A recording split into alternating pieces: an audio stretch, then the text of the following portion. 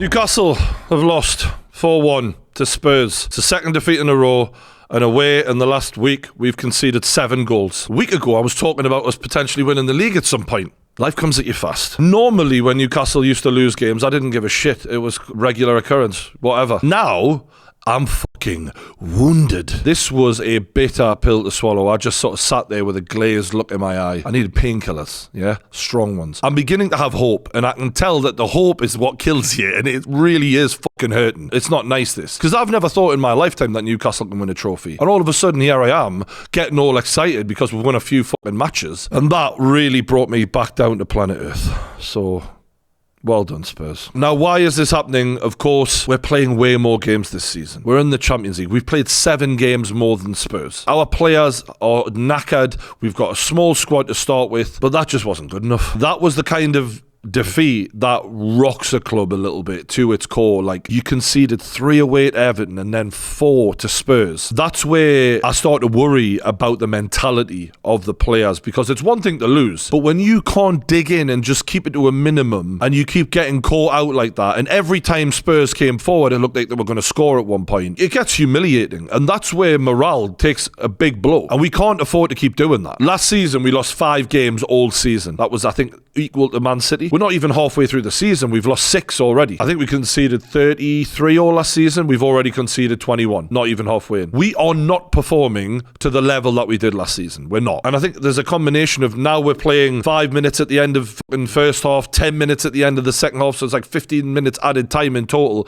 Not to mention the 7 games more than Spurs we played this season. I understand that the lads cannot be as fresh and as fit as those Spurs players. But to go last season, at the end of last season, whipping this lot 6-1, they were 5-0 down in the first 20 minutes, to embarrassing us like this. I wasn't ready for that. I had a little bit of hope. Maybe a draw away at Spurs right now would be a solid result. It's like the Everton game as well. We get a couple of good chances early on and we fuck it. There was this chance that Anthony Gordon set up for Isak. To be fair, the defender got a touch on it to divert the ball kind of away from Isak, but he did almost guide it home, puts it wide. Isak in the last 2 games has looked exhausted, and I look at him and I think, you don't actually do that much running compared to some of the lads, and his legs just, they're not as sharp. Almiron, 2 games in a row at 0-0, has gone through one-on-one with the keeper and put the most pathetic attempt in, and that lad can run all day. I know why Eddie Howe wants him in the team. He's a worker, right? And occasionally he'll do something where you're like, fuck me, that was world class. But very often, he does things that make me think, you are the dumbest player in Premier League football. He's driving me mental. The amount of idiotic things he does,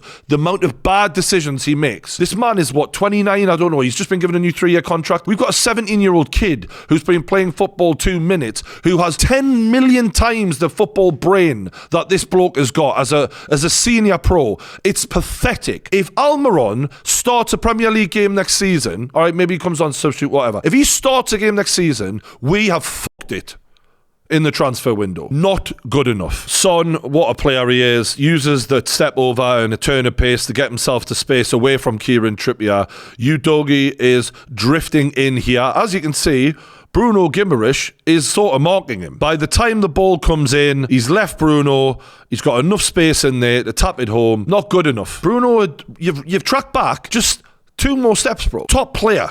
One of the best I've seen in a Newcastle shirt. Got to do better there. I think this is another example of Kieran Trippier, as with Everton in this game. Legs are tired. Trips at 33. This is the age, I think 32, 33, where Alan Shearer, when he was playing for Newcastle, took a leave from England duty and said, I'm not playing for England anymore. I want to extend my career, because it's so hard at that age to keep giving the levels that is expected of you. And to be fair to Kieran Trippier, statistically, and in my opinion, he has been the best fullback in world football this year. The stats don't lie. It's right there. But in the last 2 games, out of nowhere, he's struggled. And that's not because he's just became a bad player all of a sudden. He's absolutely exhausted. Now, the confusing thing is in the summer, we spent over 30 million, all right, it was a delayed payment, it's a loan with an agreement to buy, on Lewis Hall, and we signed Livramento. And I understand we've got an injury to Dan Burn, which means Livramento had to play sooner, but Lewis Hall sat on the bench. Trippier is clearly exhausted, and I don't think Eddie Howe seems to trust Lewis Hall, because the guy needs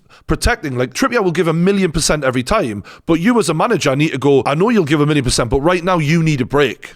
And I think that Eddie Howe got this wrong. He needs to protect Trippier to prolong his career, and this is an example of not doing that. The annoying thing is, Son gets space, Lascelles comes to him, and again, Bruno had been following Richarlison. Gets there, too late. Richarlison slips it in. Bruno, you read the game, you're seeing where you should be, you're making the right moves up until 2 steps away from these guys. And Bruno, I understand he's tired too, but you've literally done 99% of the effort to stop this.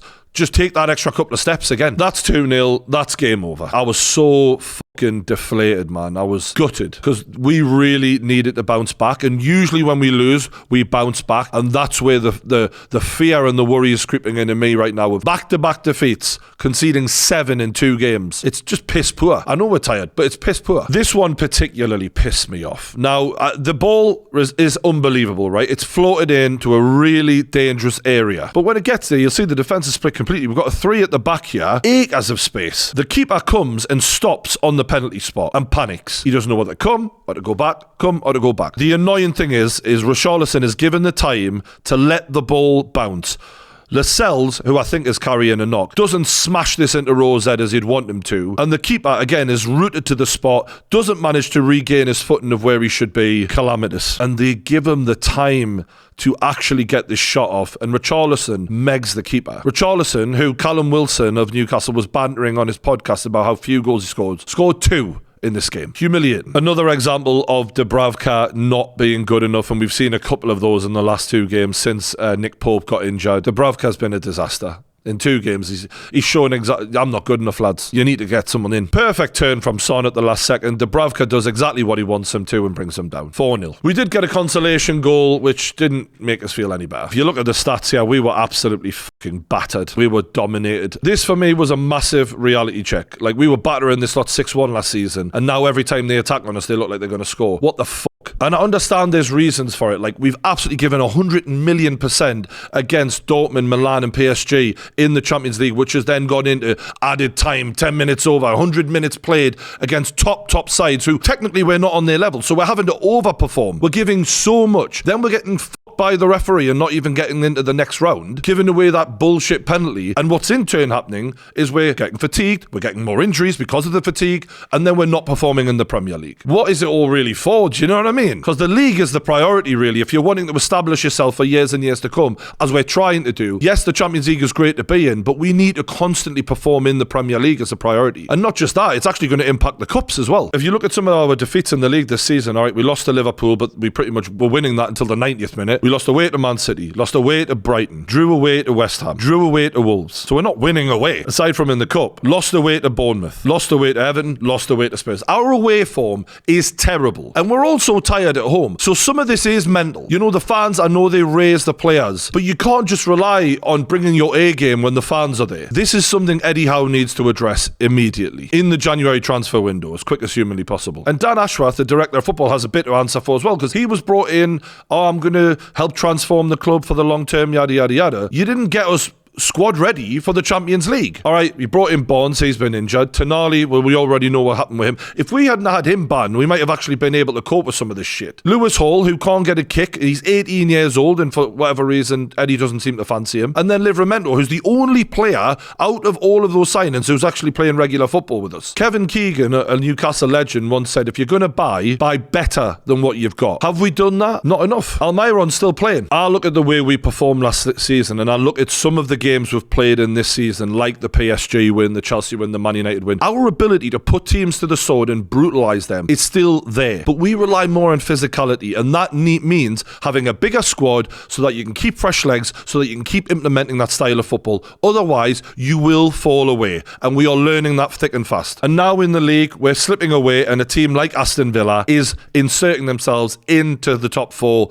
where we were last season. They're the new Newcastle. And I don't want us to lose this ground. And we're giving it up. Why? Because we're not... We didn't think maybe we need a bigger squad for this fucking league. It's been naive, it's been short-sighted, and Dan Ashworth needs to book his ideas up and sort this squad out so that it's actually ready for the amount of competitions we're playing in. Seeing Aston Villa in the top 4 when they've got Europa League football as well proves it can be done. All right, they're not playing the level of footballers that we are week in, week out when we've got AC Milan coming to St James's this week, but they're still performing well. And that's because they've spent well and they've got a bit of depth there. And they haven't had the bad luck, which we've had bad luck. That's part of it. But I don't want to just put it off to bad luck and it's hard to perform away from home. That's not enough for me, like. Not if we've got serious ambitions of becoming a fucking force to be reckoned with in this league. So this week it's AC Milan, who absolutely battered were at the San Siro, to be fair. I mean, with how tired we looked in that game, there's been lads in the group chat saying to me, we should just fuck this off and play a second string team and just say, yeah, we've tried, we've failed. Are we going to keep sacrificing our league for a competition that we're clearly not going to progress in? I don't know. Let us know what you think in the comments. I think Eddie's going to give it everything he's got and he's going to play a stronger side. But what will that leave us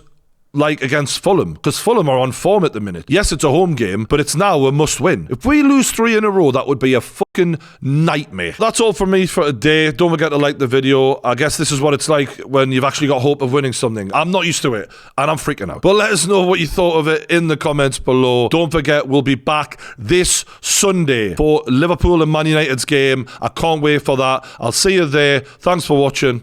Catch us later.